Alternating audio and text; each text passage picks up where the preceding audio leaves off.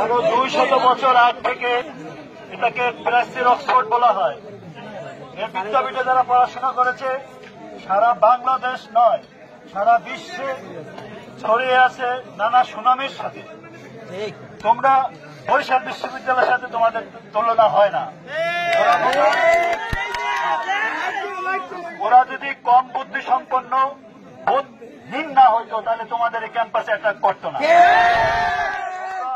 ওদেরকে আটকিয়েছ এবং তোমরা বড় আহত করো নাই, এটা তোমাদের মানবিকতার পরিচয় পেয়েছে। অধ্যক্ষ স্যারের সম্মুখে এবং এখানে আর্মির বড় অফিসাররা আছেন, সকলের সম্মুখে ওপেন ফিল্ডে ঘোষণা হচ্ছে তোমাদের যারা আহত হয়েছে সে তাদের সুচিকিৎসার ব্যবস্থা সরকারি ব্রজমোহন কলেজ করবে। এবং তোমাদের উপর যে অত্যাচার হয়েছে, গাড়ি ভাঙচুর হয়েছে, তোমরা আহত হয়েছে, তার বিচারের জন্য আমরা বরিশাল বিশ্ববিদ্যালয়কে দায়ী করব। আশা করি ওরকম বলো না, তোমাদের বন্ধু শিক্ষার্থী ওরকম বলো না, আমি তো বলছি তোমাদেরকে সম্মানিত করছি।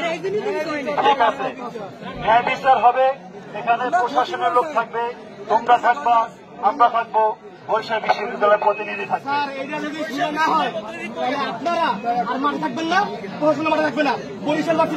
তোমাদের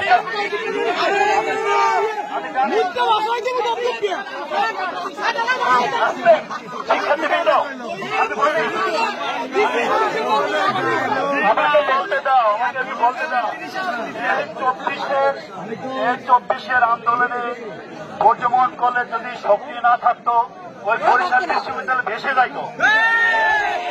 তোমরা কি পারো আমরা জানি।